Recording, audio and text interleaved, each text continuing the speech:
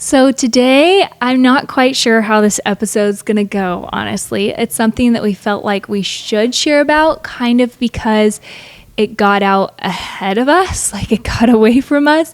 And so I just thought that it would be helpful if we had this one conversation and it's just up there for people to refer back to. Also, I hope it's encouraging to you if maybe you've walked through a time like this, or God forbid something like this is in your future. But miscarriage does affect so many women and so many families ultimately. And so it's something that we thought was worth talking about today. And it's still something we're in the middle of, kind of. And so I feel great right now, but we'll see how this episode goes. And also, if you are sensitive to stuff like this, maybe you have trauma from an experience in your past or something like that, then we're going to try to be really cautious with this topic and careful with it. But I don't want to upset anyone either. So you know what you can handle. So we're just going to dive in.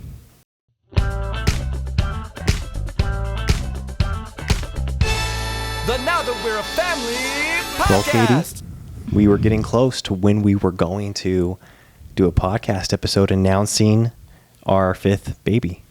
Yeah, it's kind of crazy, you guys. So we've been pregnant for nearly the last 3 months. And some of you have guessed that I've been pregnant. I've been dragging for sure, as far as I've just been so tired the last 3 months. And we really thought we were going to be out of the woods here right about now and entering our second trimester. But that is not what God had in store for us. And what's kind of funny is we haven't announced this publicly anywhere. All of our other births, we announced it around 8 weeks. Wow. We told everybody. As far as we made an online announcement and everything. And this one, I think we were really enjoying keeping more to ourselves and telling people in person. We didn't want to tell anybody till the second trimester, and just as far as, online, we just wanted to keep it to ourselves and close friends and close family.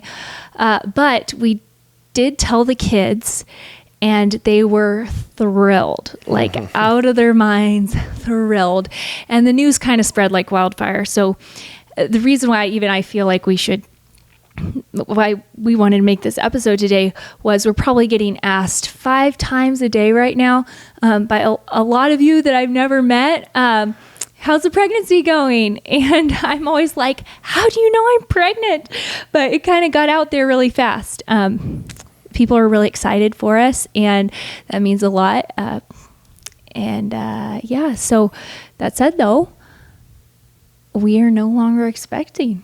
Yeah, it's been a bummer week, obviously, for that reason in particular, really namely that reason. And Katie, I think that you're going to be the one that's going to speak to this far more than I am, because it's been pretty wonky what's been going on inside your body, and with obviously with the body of our little baby. And so, yeah, it's been crazy.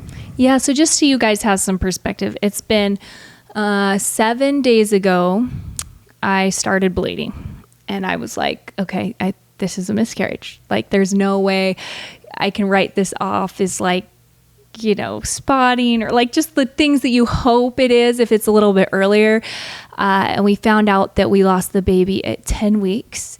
And so I was obviously the first 2 days I was kind of in shock.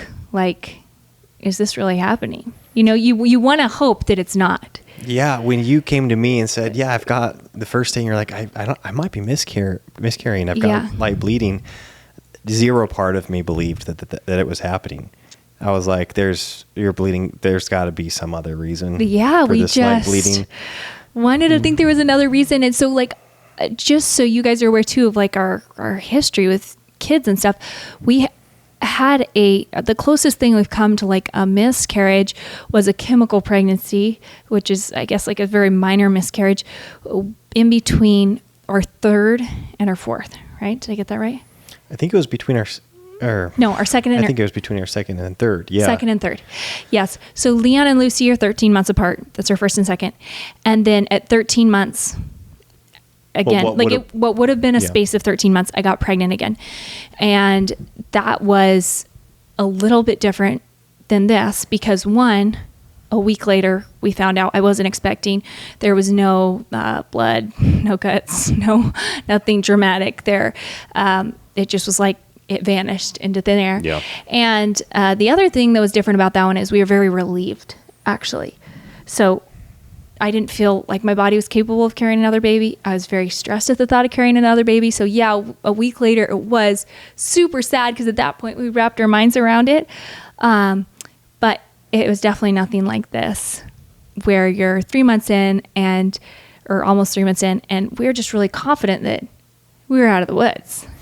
Yeah, that's why I think it was so hard for me to accept in those first couple of days that you were actually miscarrying, because it just was, I was like, no, we're getting close to being done with the first trimester. You're healthy. This is not how we operate. Like, I was thinking just in such human terms. I was like, we're this doesn't fine. happen to us. Like, we just stop. Like, it was like, it wasn't like, oh, we just need to work through it. It was almost like, okay, no, just like work through it. Like, I think you're probably fine. I didn't talk like that insensitively. Yeah. But I think deep down I was like, no, just like get some sleep, see how you feel tomorrow, see what's going on.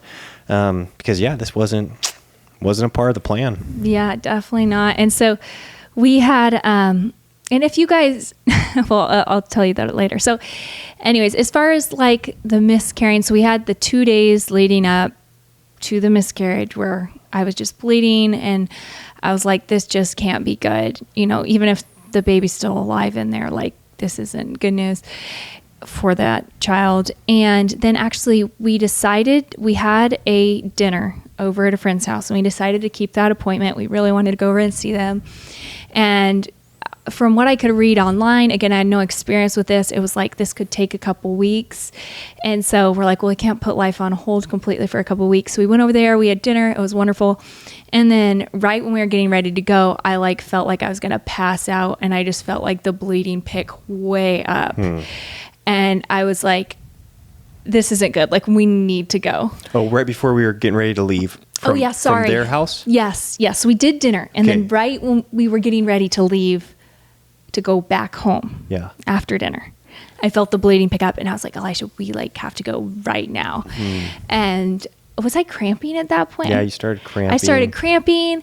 And again, I was like, this might last for a long time, but like, I can't be here. Like, I'm just picturing being in this family's home, like bleeding out in their bathroom. Like, I can't do this right now. Yeah, that was actually really because I think that we had both at that point more or less accepted that we had miscarried.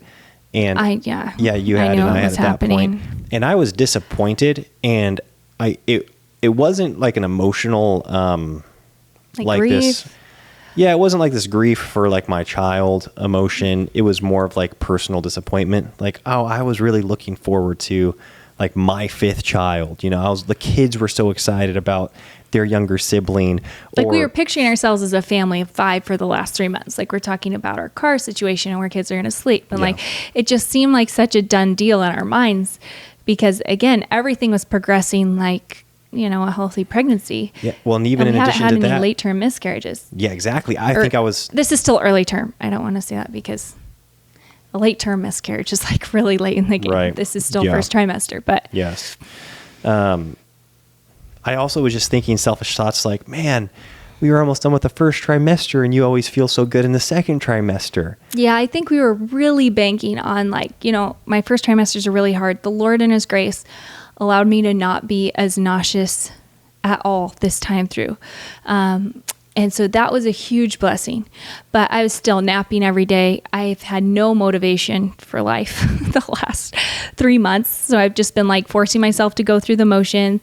And if you guys like are familiar with how we operate, that's not really how we live life. I feel like Elisha and I are very excitable people and we kind of structure our life around those excitements. And so we'll get excited and rev each other up and then be like, okay, let's do this. And we really like push through something and accomplish a lot. And that's kind of how we've just made our life happen, I guess. Sure. And so this was definitely a season where I was just going through the motions and I didn't feel like I could really be there for Elisha. Like anytime he mentioned any idea or anything, I just kind of look at him like, that sounds way too overwhelming. Like I can't even talk about that right now. So that was challenging and very discouraging, I'd say, because we just thought we were banking on September again, just being like, okay, that's when my energy picks back up. And instead we were like, wow, you feel like you put everything, all your body's nutrients, all your energy emotionally and physically into this child. I know so many of you can relate listening right now. And then it's gone. So there's the grief, and then there's also just the disappointment from a life standpoint. Yeah. And up until that third day, I guess, when we were driving home and you started cramping and basically having contractions, that's what it felt like you were. Yeah, I started contracting on the way home. Yeah. And I was like, what in the world? This is such a ripoff, going through the whole first trimester of sickness and of fatigue and tiredness. And then we're going to go through this, the whole labor experience, and we don't get a baby out of this. I was like, this really stinks. Yeah. So, I mean, it just goes to show how easy it is to feel entitled as a human. Yeah. I was straight up like, I wasn't like mad at God, but I was just like, I was more just kind of annoyed. I was like, this is not cool at all. Yeah. Yeah. So we drove home and I was like, these are like contractions. And again, I have nothing to base it off of except for I've had live births. And so we go home and I was thinking, okay, maybe I'll like be in the bathroom or something like that. And these were like hard breathe through contractions, just like my labors are. And so I ended up laying on our bed, just like I do for laboring. Elisha got me my hot water bottle because my back was aching super bad, just like it does in labor. And I just focused on breathing through these cramps, which were definitely contractions. And it was crazy because I just kept thinking, I'm like, trying to look back at what I read, and I'm like, everyone's saying like cramps can last for a week or two. Like, I cannot do this for a week or two. Like, this is labor. And I ended up laboring for 3 hours. And then my contractions changed to pushing contractions, just like they do in labor. And I pushed twice. And then I delivered our, just all the tissue, and the baby was in there. I did not dig through it. I didn't want to see the baby. I could not handle seeing anything. But yeah, that whole part, I guess, really took me off guard because everyone's experiences could be so different. I talked to my mom. I talked to Elisha's mom. Those are really the two women I talked to aside from, Dr. Google. And they both, your mom had a D&C, I think. And my mom said, oh yeah, I just had one contraction and I miscarried, and that was it.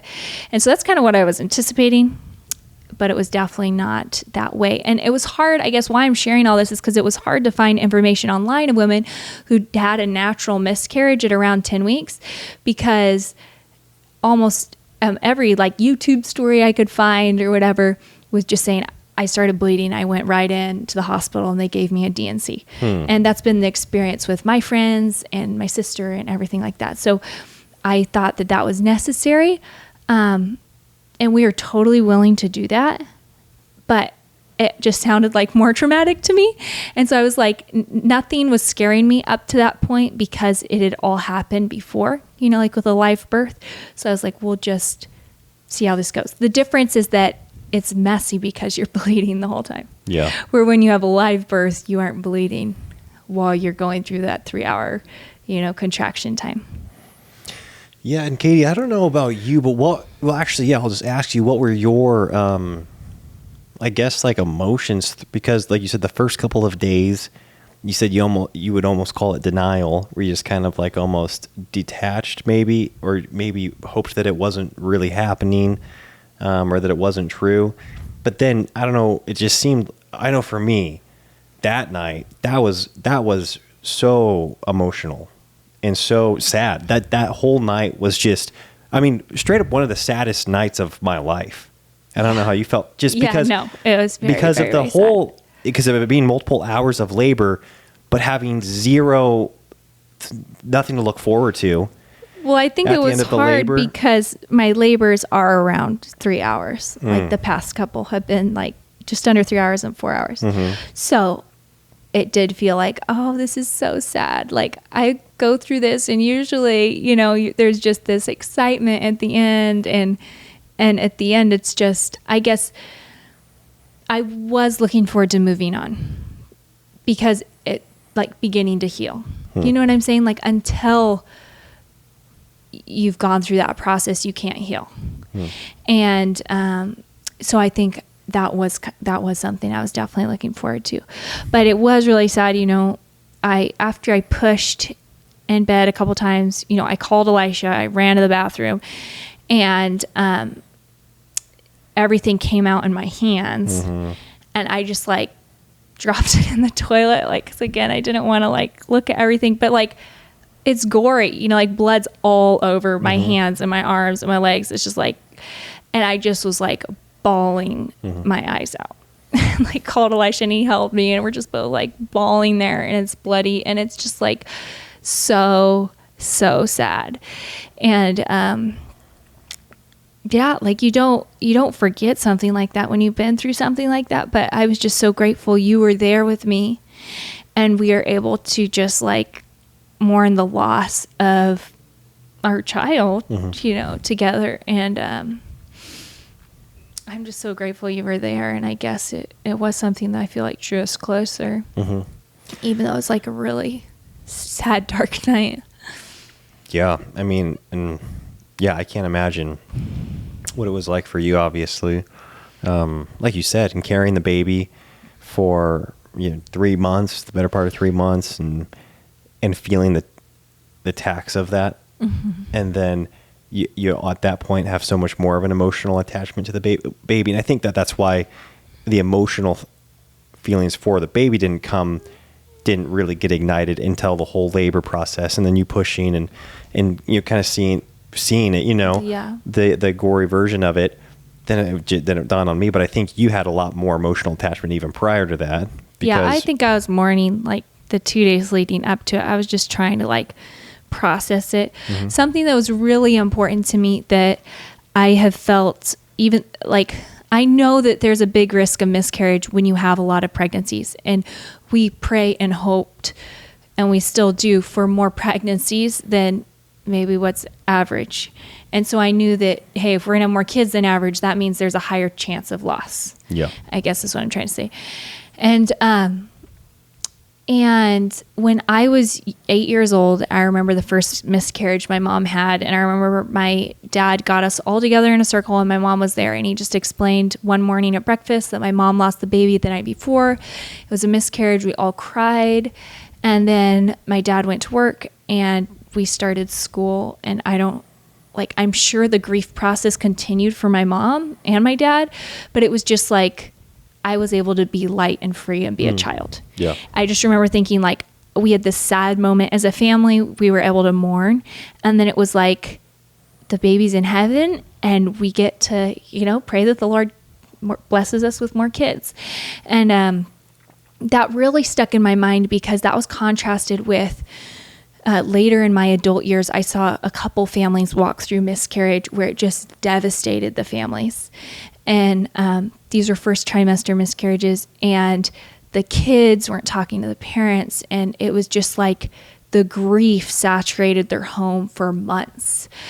And that was something that I don't personally, like for me in our home, I did not want my kids to have to go through that when I lost a child or a pregnancy. That was just for me. Like, I don't want them to have to bear that. I think it's healthy to learn how to mourn and process our emotions and grief and cry when you need to cry and all those things. Not just like stuff down things and pretend it's okay. But I also really wanted them to be able to have this perspective, and for me to have this perspective.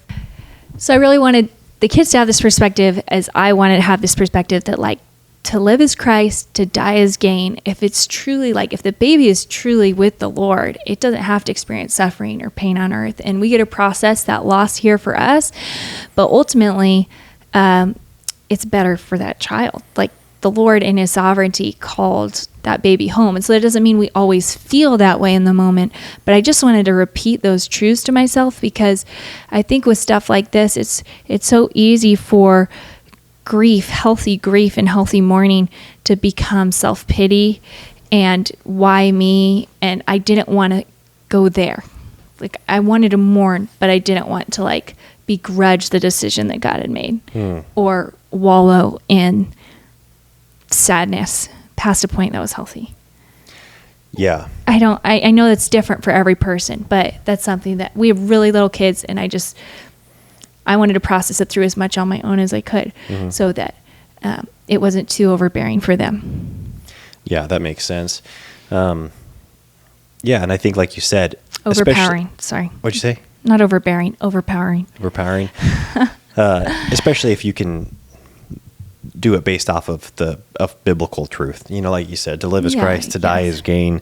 You know, these like the baby's physical body died.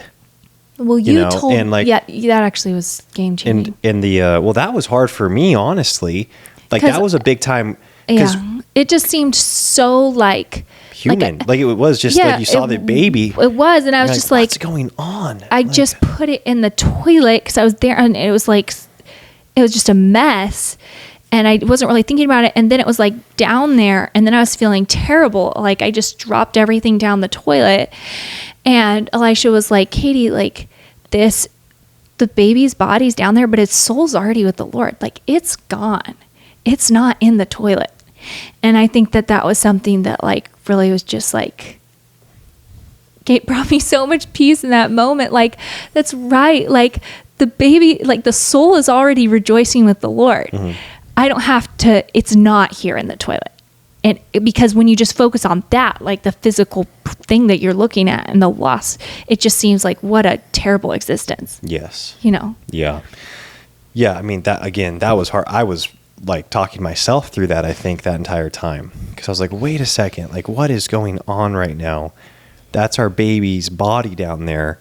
And I just be like, no, our baby's not down there. Mm-hmm. Like and then you just apply it to your own self. Just like these physical bodies, like these are going to die. And it's like, and we go to heaven, and that's what happened with our baby. The baby died. And honestly, I don't care what happens to my body once my body dies. No, like I don't care. I don't care what goes on with my body once it's dead. And so, yeah, that was, and like you've said numerous times, it's nuts because, like you said, statistically, you know that this is, it's likely, it's going to happen. It's like 1 in 4. And so when you think of how many times we've been pregnant and how many times we would like to get pregnant, it's one of those things where you're like, well, yeah, that's going to happen in our life. But it's crazy when it happens. It's like, oh, it doesn't matter how, like, statistically like how likely much it's it up is. Here. Like you feel it. You can't help but feel it. And also just, yeah, exactly. You feel in your own state. And then you start feeling like, boy, the number of people we can count just like off the bat that have been through miscarriages much further along, that have stillbirths. Yeah, exactly. That go full. Imagine yeah, that. Gone full term, and you're just trying to think through like, that is terrible. Like that is so hard. Mm-hmm. I mean, not to mention, yeah, exactly. And then you just start going through the hardships of life. Losing a child that's out of the womb. And I don't know. It's crazy how like statistics are so impersonal. You say it is 1 out of 4. You're like, oh well, 1 out of 4 babies are miscarried. Well, that stat doesn't really bring you that much comfort in that moment. It's not like, oh, okay, so thank you for explaining that to me. I'm the 1 in the 4. This is the 1 in the 4. Yeah. It's like, yeah, when you find out people are getting a divorce, you don't just say, oh, well, it's not really sad because 50% of marriages end in divorce. It's just sad, when you're in the midst of it. Yeah, and you can't, I've seen sisters have miscarriages and close friends have miscarriages, and like as sad as you are for someone else, it's like I don't know. I just it's different to go through it. Yeah. And it's just like, wow, it's just totally, it's way harder than I thought. Again, when I would hear like, oh, it's a 7-week miscarriage or a 10-week miscarriage or something, it's kind of like, oh, well, it's first trimester, you know? It's like first trimester, like you're so attached to that child at that point in time, like especially, oh my word, the hardest thing, guys, was telling the kids after that night, right? So the next day I'm like, we have to tell the kids, or we told them somewhere around there. Yeah. And I think it was the next day. It was just, that was so sad because like the kids attached to my baby way earlier than I ever remember attaching to a baby that my mom had, or, you know, they'd talk to it and be like, it's going to know my voice when it comes out, and they would make things for it. And they were just, you know, Leon was just like, there are not enough kids in this family. That baby needs to come out. You know? And still every day he says, I just wanted to have 5 kids. I wanted our family to have 5 kids. And so they were so sad. And I think that's, and they still are, you know, they come up every day, but I'm really grateful, I guess, for, obviously we have really happy days, but then I'd probably say once a day, one of the kids still comes up to me and goes, I'm so sad our baby died, you know? Just say, yeah, like it's with Jesus and let's pray for another one. You know, let's pray he gives us another one. But yeah, it kind of was funny timing, not funny timing. It was a disappointment in timing, but it ended up being a blessing with the reunion. Well, yeah, we were getting geared up the night, or the morning after you ended up doing the actual miscarriage and like having the contractions and pushing and like passing the baby. We were going to leave that next morning at like 5 a.m. Yeah. So even though, again, even though I was bleeding, we were like, we really wanted to go to this reunion because it doesn't happen very often. And it was a 13-hour road trip, but I was like, I'll just be sitting down in the car the whole time. And I'm so glad God in his grace had me pass the baby before that happened, because that would have been such a bummer to do on the road or at a campground somewhere. Anyways, and so that was a big blessing. But then I was just so sad about the timing of that because I wasn't able to get together with these relatives that I only see every few years, but it actually ended up being a blessing. Like now that I'm a week apart, removed from it, even though it was really sad we weren't able to do that. Elisha and I had done all of our work especially you, but I'd filmed Instagram stuff and we'd done podcasts and stuff prior to the miscarriage. And so we were able to just take this last week off. And even though you guys were seeing us, you weren't seeing us real time.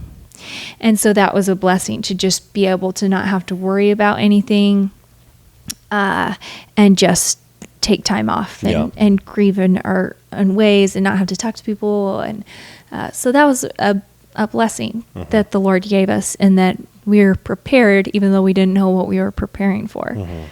Yeah.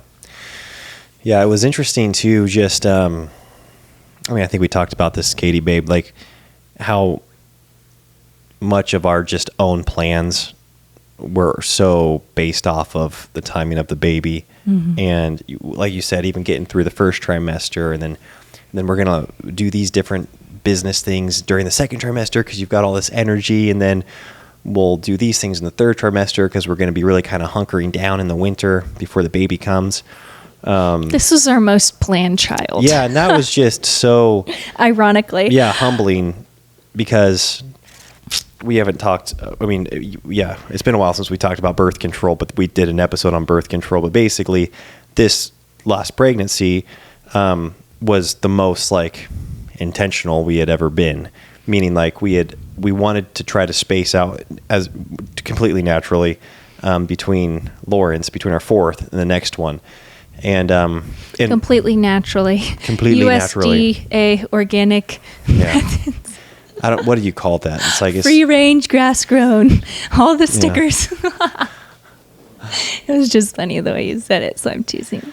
Yeah, like I'm not trying to, like, but I'm saying I don't want to go into like how we do our stuff because we've done episodes on that, and like no, yeah, so like And so the point is, it is not basically the month we got pregnant was the month we wanted to get pregnant. Exactly. It was also like, we want to get pregnant here. Oh, we got pregnant here. Perfect. We want the first trimester to be over here. Perfect. The first trimester's ending. Yeah. We're going into fall. Everything's on track. Everything's going perfectly.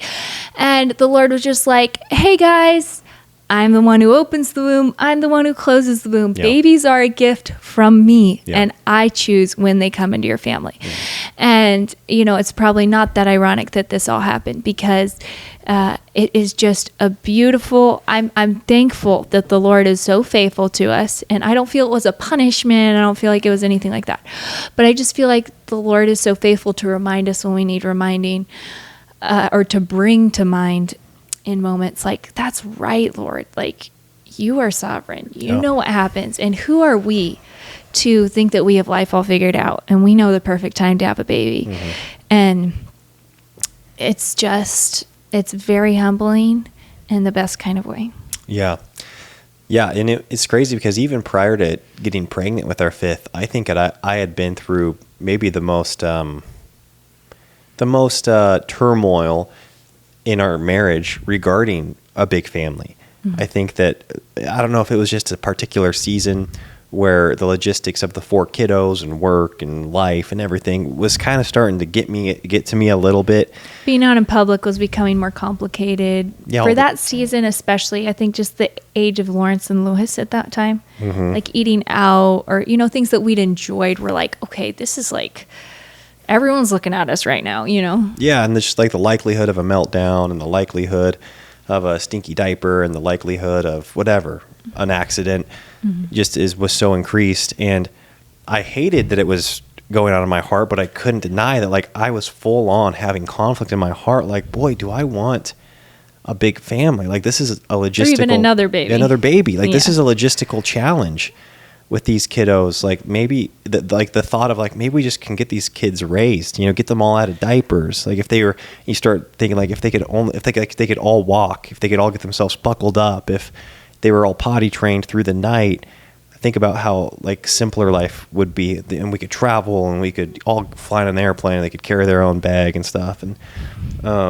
sounds nice. Yeah. And I was starting to really wonder, like, boy, is that like, do I really want another kiddo? And I hated that I was having that conflict because I do value children and I just think they're such a gift from the Lord. And I think that it really took me off guard. That season really took me off guard. Yeah. And it's kind of embarrassing to say that I even had that conflict, but the Lord definitely works with me. And I was just so pumped for our 5th kiddo. Like, I was just so all in.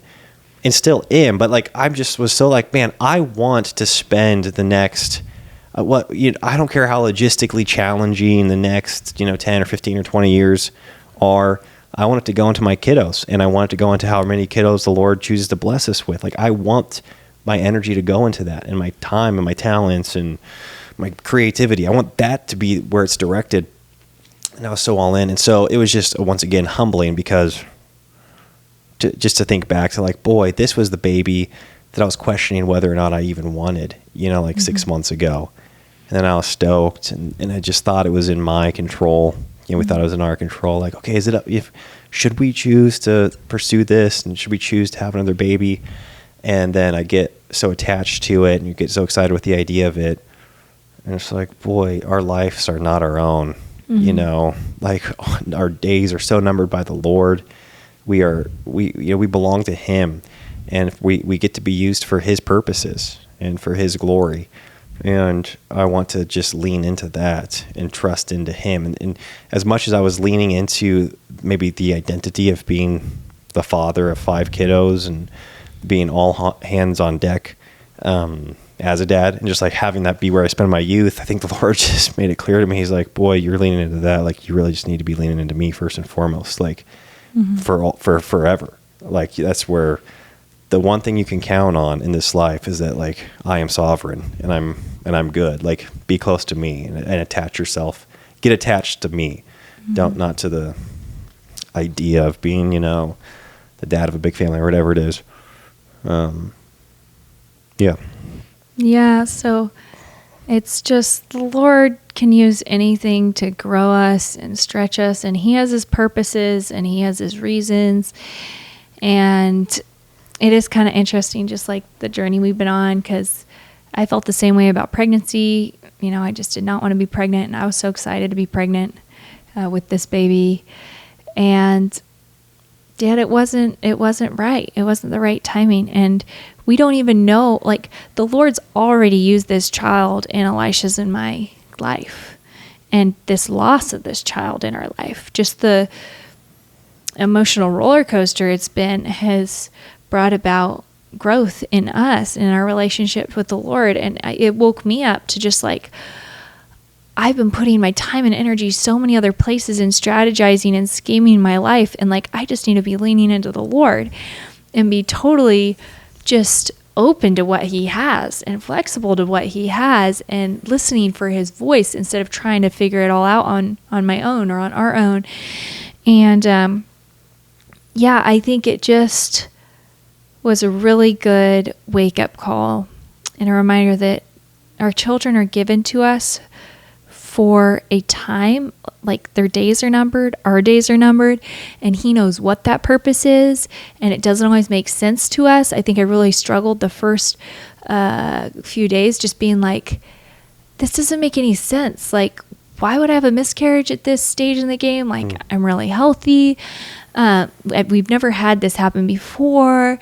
Like, why right now? It doesn't make any sense that I like pour all this energy into this baby and then the baby gets taken away and I have nothing, no energy and no baby, instead of just being like, the Lord knows He created that life and that wasn't accidental. And I think something that really helped take me out of kind of the spiral we were talking about, sometimes it's helpful with grief to just have quiet times, I feel like, or long stretches of time where you're able to be quiet and process, because sometimes you could just ride the same cycle around and around and around and just think like, I'm disappointed because of this and I'm bummed because of this and I don't have the baby and I'm feeling this loss, instead of like continuing those thoughts through and starting to see what could potentially be the good in it, or what we can focus on past this cycle of grief. Like, okay, well, what does the Lord have before us? He didn't have the baby. So what is He trying to share with us? What is He trying to open our eyes to? Now that we have this time freed up, what should we reconsider? Where should we put our energy? And I think for me, the biggest thing was just seeing my 4 kiddos that the Lord has blessed us with. And their faces, and it's just like, wow, Lord, like there is so much work right here before me to do. And the heart of man's never satisfied. I was hoping for another child, and I wanted to be the mom of 5. But look at these 4. Like, I could devote my life to pouring into these 4 children. And I think that just really took my mind off of what was lost over this last week, and I've just shifted that energy into, okay, what can I do with the children set before me? Because I don't know how long I have these children. I don't know what their purpose is here on this earth. They're the Lord's. How am I stewarding them? And just kind of, I guess, changing my perspective to what's before me and what I can do. And that's just been really rich, just even the past 2 or 3 days.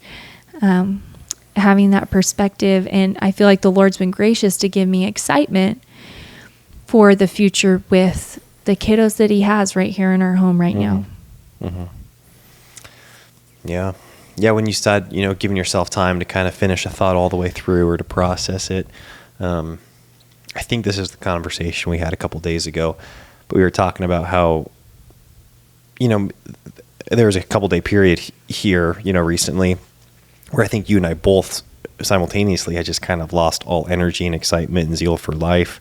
Yeah. We were bummed. I mean, you were physically obviously depleted. You were, still are going through the ramifications physically of the miscarriage.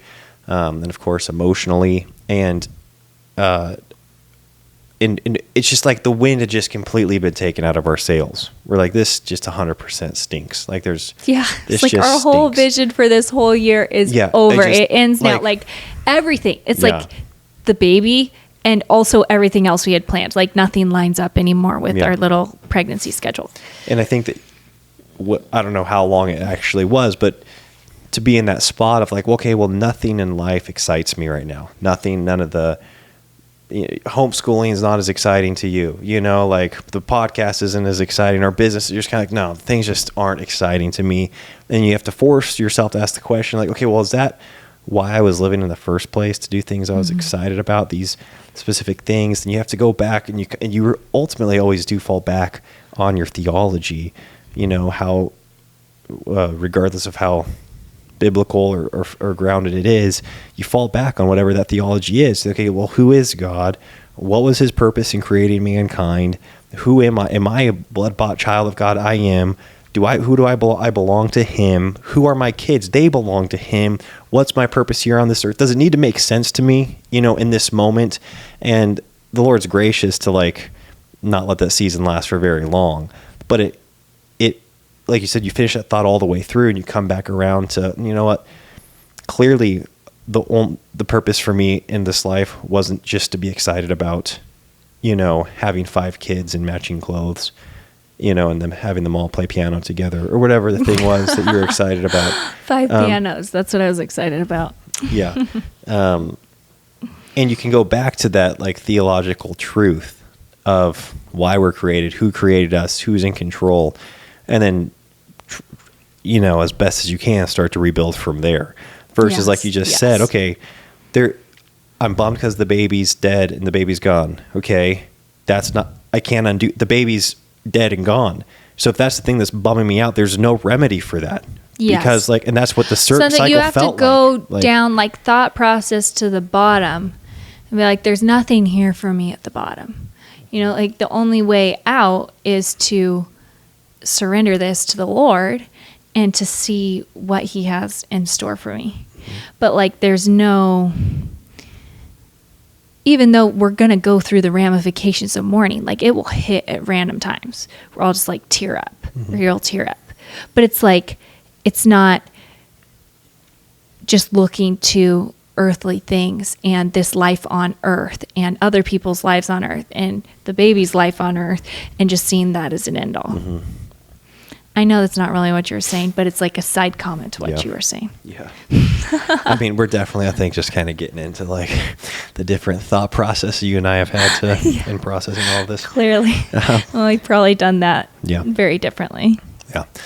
But I will say I've been so inspired by you, Katie, and grateful for you with just how you've handled this with so much faith, ultimately, and just steadfastness in your walk, you've maintained, and it's from the Lord, but you've maintained emotional stability through it, even, of course, you processed, but you never, you were an amazing mom and wife through all of it, to your current kids. And I think that is a testament to where your hope ultimately was, and where you could find your grounding and your rest and your comfort. Because even in the midst of this, you've dealt with it, but not once is it like, oh man, you're a goners, you sought the Lord, you processed it, and you were, kind and loving to me and the kiddos. And I admire that big time. Well, you were really gracious to me, because I think little things would be big things to me for sure, or have been this last week. But I will be real. I do feel like, again, after seeing so many women go through miscarriage before actually experiencing it myself, I think I was so relieved and grateful that it didn't affect our marriage in a negative way. And we were able to grieve together. And even if we grieved differently and we processed differently, we were able to talk about what we were going through together and where we were at together.